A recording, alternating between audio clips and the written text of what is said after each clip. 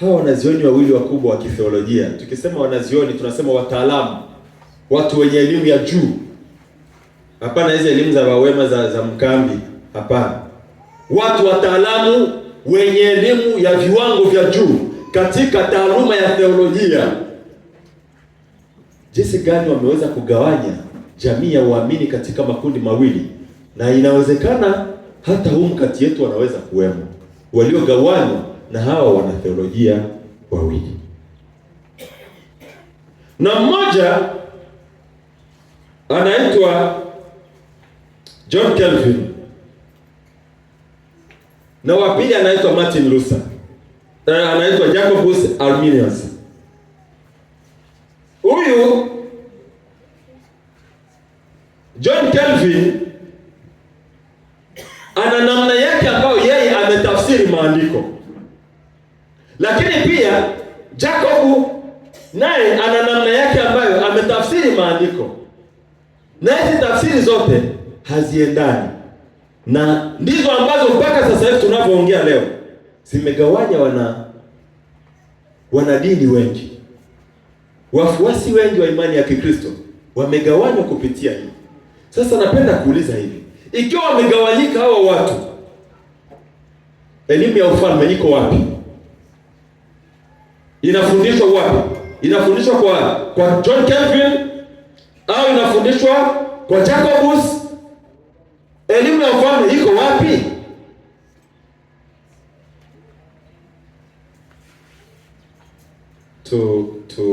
Tujaribu kwanza kuangalia kile ambacho wao walikieleza. Amina. Huyu bwana John Calvin kuhusu habari ya kifo cha Yesu Kristo anasema hivi: Yesu Kristo alikufa mahususi pekee. Sawa? Yesu Kristo alikufa pekee kwa ajili ya waliochaguliwa. Hakuja kufa kwa ajili ya watu wote. Alikuja kufa kwa ajili ya watu waliokwisha kuchaguliwa, sio kwa ajili ya ulimwengu wote. Na tunaona kwa upande wa Jacob yeye anafundisha hivi: Yesu alikufa kwa ajili ya watu wote. Uko wapi? Bethsaida. Uko wapi? Kwa nini?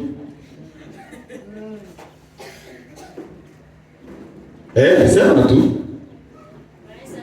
Amina. Kwa sababu alifia ulimwengu mzima. Lakini John Calvin yeye aliona hilo, akasema kwamba hapana, hakuja kufia ulimwengu mzima, alikuja kufia watu waliokwisha kuchaguliwa peke yake. Utamtoa kule? Tuone jambo lingine ambalo walitatanishana wao kwa wao. Jambo lingine John Calvin kuhusu kudumu katika wokovu anasema hivi: wokovu wa kweli haupokei waliookolewa wataendelea hata mwisho. Haupotei. Wokovu wa kweli haupotei. Wale waliokwisha kuokolewa, hata ufanye nini, wewe umeshaokolewa tu. Hata ujichanganye ufanye nini, lakini ushaokolewa, huwezi kupotea hata siku moja. Lakini wakati huo Jacob yeye anasema hivi: mtu anaweza kuanguka na kupoteza wokovu. Ametugawa, hajatugawa? Hii mitazamo tumegawanyika hapa. Elimu ya ufalme iko wapi hapa? Mtazamo mwingine, tusome tu hii mitatu itusaidie kuhusu uchaguzi. John Calvin anasema hivi: Mungu alichagua tangu milele ni nani atakayeokoka bila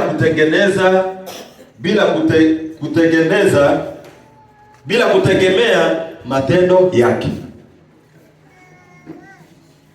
Walio wa kuokoka waishaga chaguliwa. Wewe hata ukaekae hapo, unaweza kuyaimba hapa, utahubiri, utafanya nini, lakini kama ukuchaguliwa au kuchaguliwa, na mwisho wa siku utaenda jehanamu. Dakika ya mwisho utafanya dhambi na utaenda jehanamu.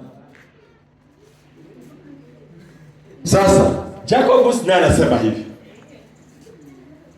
Mungu huchagua kwa kujua mapema ni nani atamwamini Yesu Kristo. Tumegawanyika, hatujagawanyika? Na hawa wote, hii misimamo, hii misingi inatoka wapi? Bwana Yesu atuhurumie. Elimu ni hatari. Elimu ni hatari sana. Kwa sababu hiyo tunasema kwamba hekima ya kibinadamu isiyojivuna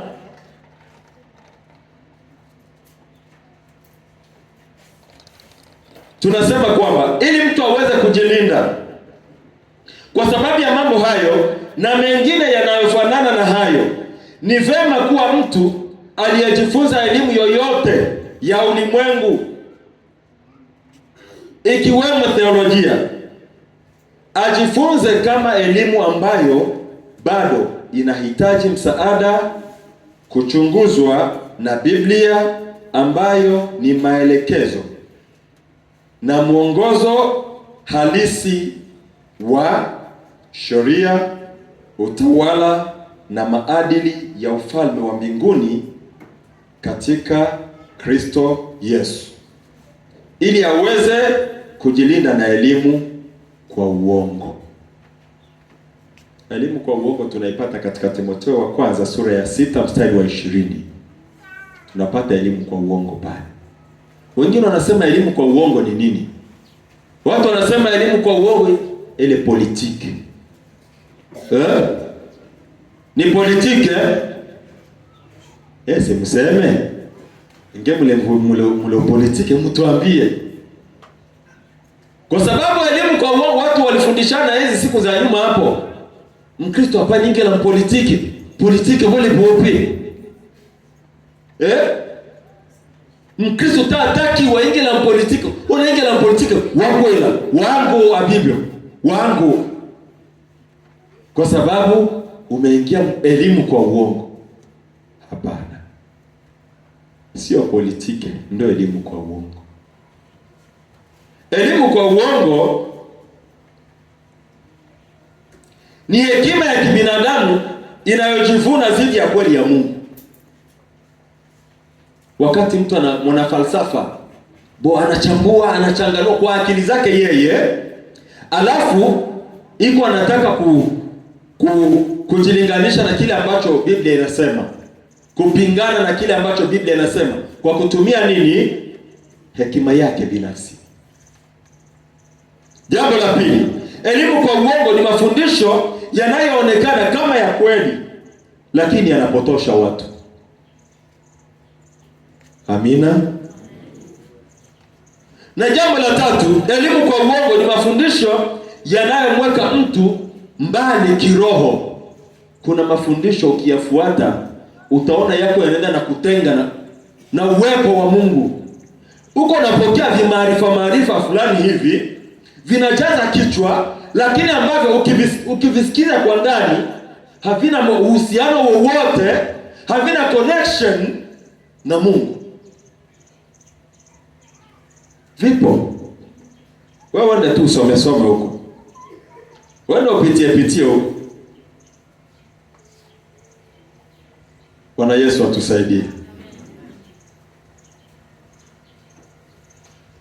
Twende neno letu la mwisho.